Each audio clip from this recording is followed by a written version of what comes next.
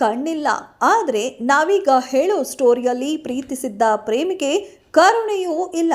ಹೌದು, 8 ವರ್ಷದಿಂದ ಪರಸ್ಪರ ಪ್ರೀತಿಸಿದ್ದ ಹುಡುಗಿ ಕೈಕೊಟ್ಟಿದ್ದಕ್ಕೆ ಆಕ್ರೋಶಗೊಂಡ ಕೊಲೆಗಡುಕ ಪ್ರೇಮಿ ಯುವತಿಯನ್ನ ಬರ್ಬರವಾಗಿ ಹತ್ಯೆ ಮಾಡಿದ್ದು ಇಡೀ ಸಿಂಧನೂರು ನಗರ ಬೆಚ್ಚಿಬಿದ್ದಿದೆ.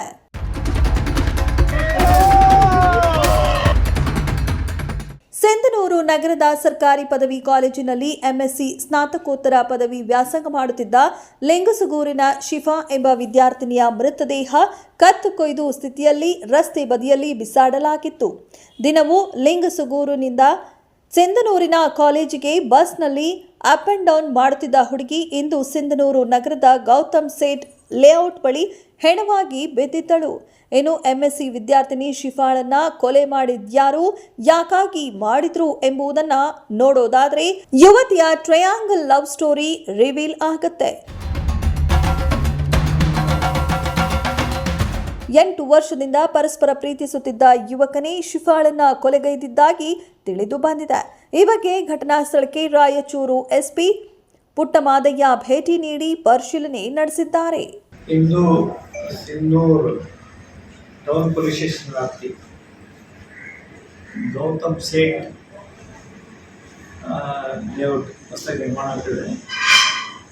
ಅಲ್ಲಿ ಸುಮಾರು ಒಂದು 11 ಗಂಟೆ ಸುಮಾರಿಗೆ ಒಂದು ಕಾಲೇಜ್ ವಿದ್ಯಾರ್ಥಿ ಸರ್ಕಾರಿ ಪದವಿ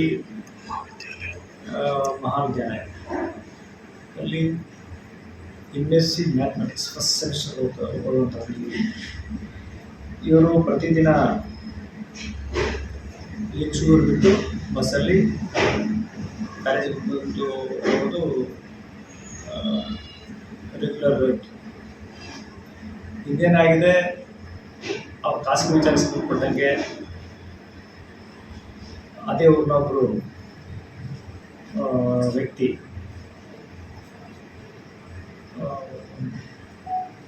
ಕೊಲೆ ಮಾಡಿ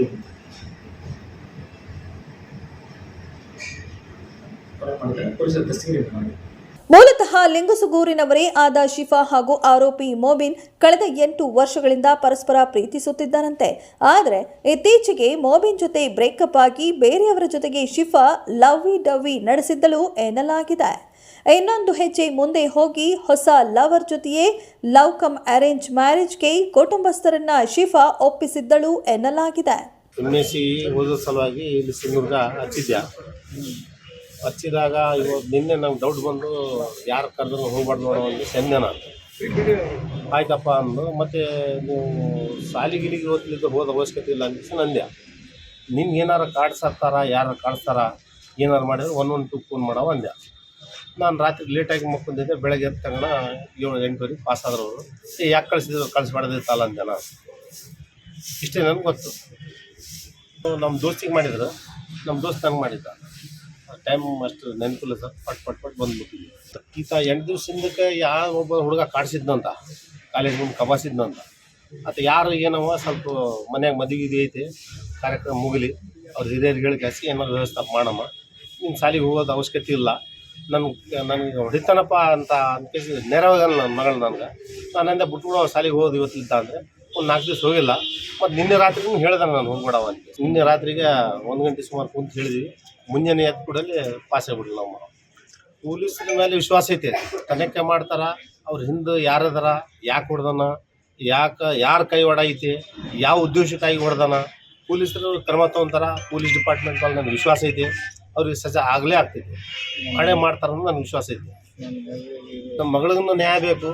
ಜೊತೆಯಲ್ಲಿ ಇಂಥ ಓದ ಹುಡುಗರಿಗೆ, ಇಂಥ ಅಮಾಯಕರು ಈ ಥರ ಮಾಡ್ತಾರಲ್ಲ, ಅವ್ರಿಗೆ ಇಮಿಡಿಯೇಟ್ಲಿ ಶೂಟ್ ಮಾಡಿಬಿಡ್ಬೇಕು ಸರ್ಕಾರ. ಆದರೆ ಇದನ್ನ ಸಹಿಸಿಕೊಳ್ಳಲು ಆಗದೆ ಫಸ್ಟ್ ಲವರ್ ಮೊಬಿನ್ ನಾವಿಬ್ಬರೇ ಮದುವೆ ಆಗೋಣ ಅಂತ ಶಿಫಾಗೆ ಬೇಡಿಕೊಂಡಿದ್ದ. ಆದರೆ ಮೊಬಿನ್ ಬೇಡಿಕೆಗೆ ಶಿಫಾ ತಲೆ ಕೆಡಿಸಿಕೊಂಡಿಲ್ಲ. ಇಂದು ಶಿಫಾ ಲಿಂಗಸುಗೂರಿನಿಂದ ಸಿಂಧನೂರಿಗೆ ಕಾಲೇಜ್ಗೆ ಬರುವಾಗ ಸ್ಕೆಚ್ ಹಾಕಿ ನಡು ರಸ್ತೆಯಲ್ಲಿ ಶಿಫಾ ಕತ್ತು ಕೊಯ್ದು ಮೊಬಿನ್ ಲಿಂಗಸುಗೂರು ಪೊಲೀಸ್ ಠಾಣೆಗೆ ಶರಣಾಗಿದ್ದಾನೆ. ಸದ್ಯ ಈ ಬಗ್ಗೆ ಸಿಂಧನೂರು ನಗರ ಪೊಲೀಸ್ ಠಾಣೆಯಲ್ಲಿ ಪ್ರಕರಣ ದಾಖಲಾಗಿದ್ದು ಹೆಚ್ಚಿನ ವಿಚಾರಣೆ ಮುಂದುವರೆದಿದೆ. ವರದಿ ಸೈಯದ್, ಸಿಂಧನೂರು.